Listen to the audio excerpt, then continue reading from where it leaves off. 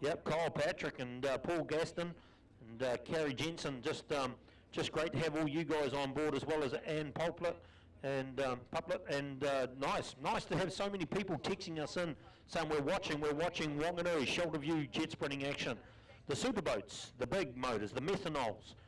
And my mate Cavey gets a little bit excited with these guys. I think he drank methanol out of the milk bottle when he was young. These are the methanol-sucking monsters, ladies and gentlemen. These guys will absolutely change the landscape because they pull the moon out of its orbit. At Robert White, just setting off with 116 kilometres an hour up the front chute. There's the 520-inch small block with 940 horsepower, the Sprintec G-Force hull, and these guys have come all the way from Invercargill, sponsored by Hydrolink, and what a nice drive. He put up a pretty good run earlier on, so they had a 52.22 earlier on. Yeah, look, the way he's going about this in qualifying too is sensational. Like, just looks a lot more settled after that first qualifying You round. think he made some changes, Oh, maybe? absolutely, he's made some changes. That the boat is sitting up a lot more. It's dealing with a crosswash a lot better. So that was quite a very good run there for Robert White. He was about 10 kilometres an hour up the start chute quicker than he was last time around. The hairpin was beautifully transitioned. So some really positive stuff there for Robert and Nicole White in the Devil's Advocate. Hey, listen to this. They were 4 seconds quicker, mate. 48.72.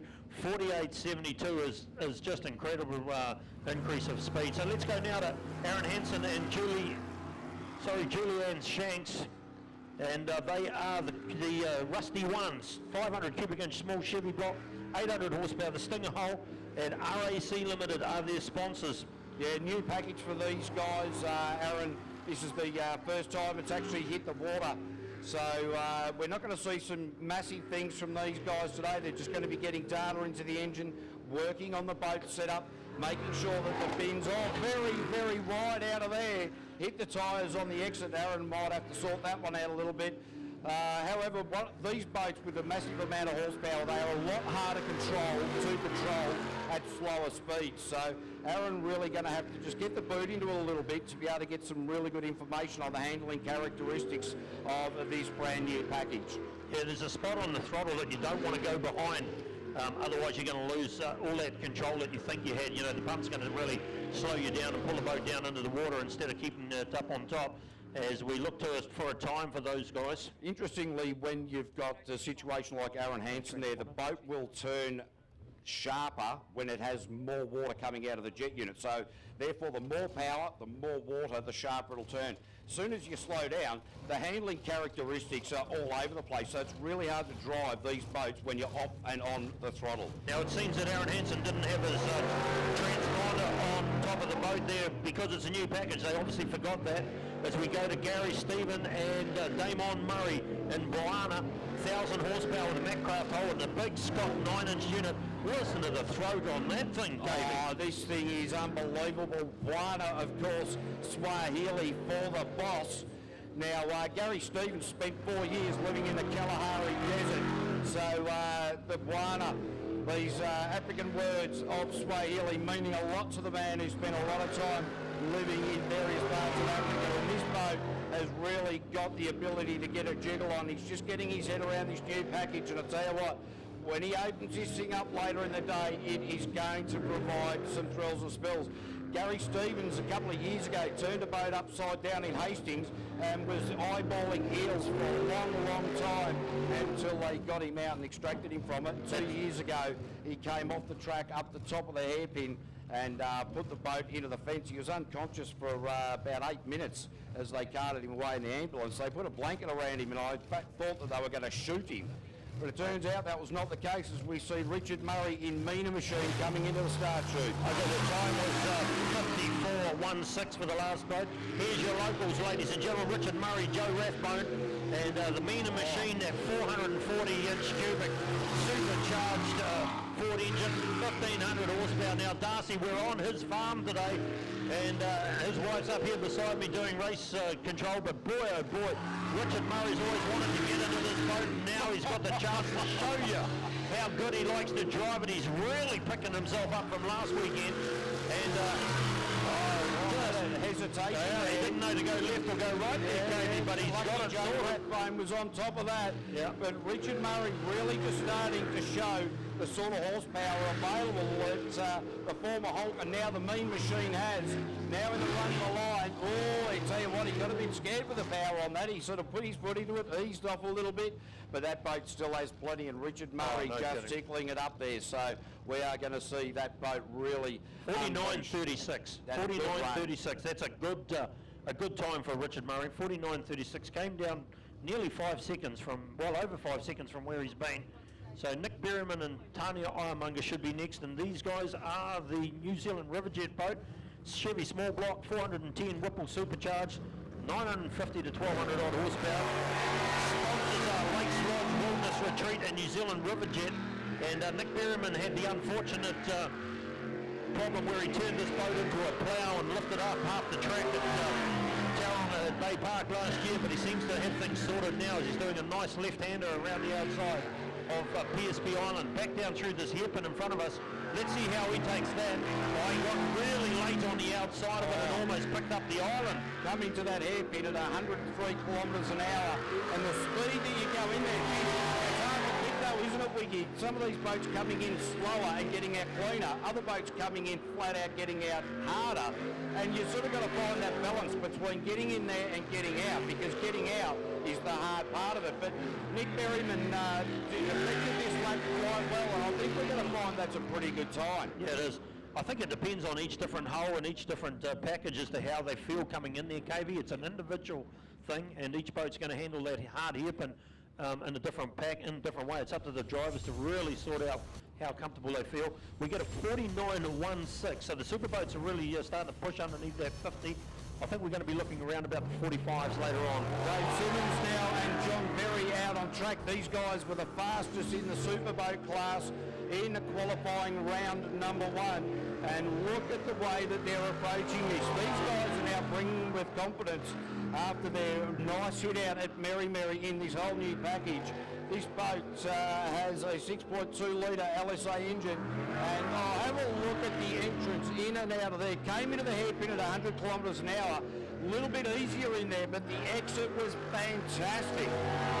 Yeah, really good, that 850 horsepower. They're able to harness that and make it work for them compared to the 1500 horsepower that you see of Richard Murray earlier on. So driving this one a little harder, a little kinder for them, and just getting a little bit of cavitation in the back there as you hear the cackle coming through.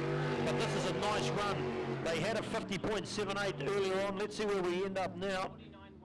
49.12 there for Dave Simmons, 49.12.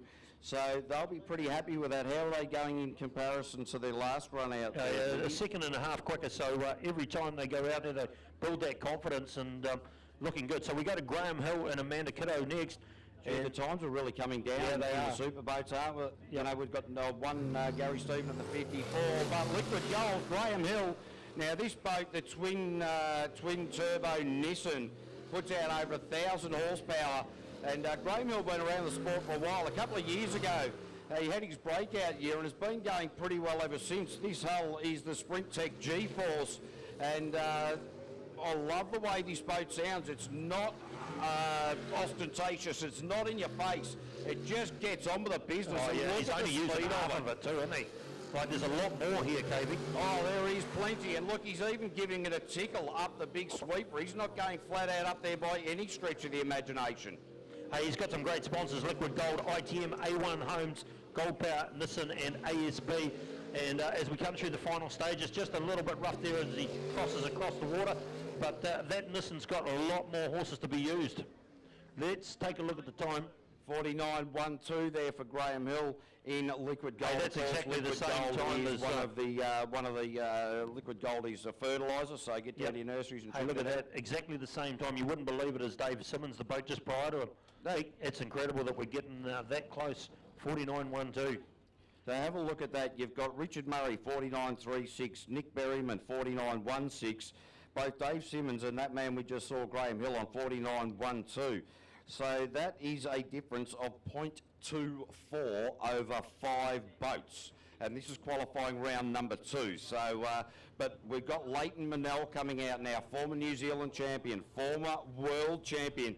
In fact, took the world championship here a couple of years ago at Wanganui after going wrong way in the top 12. He thought he was going to be out and then pulled it together to take the world championship in the unlimited class.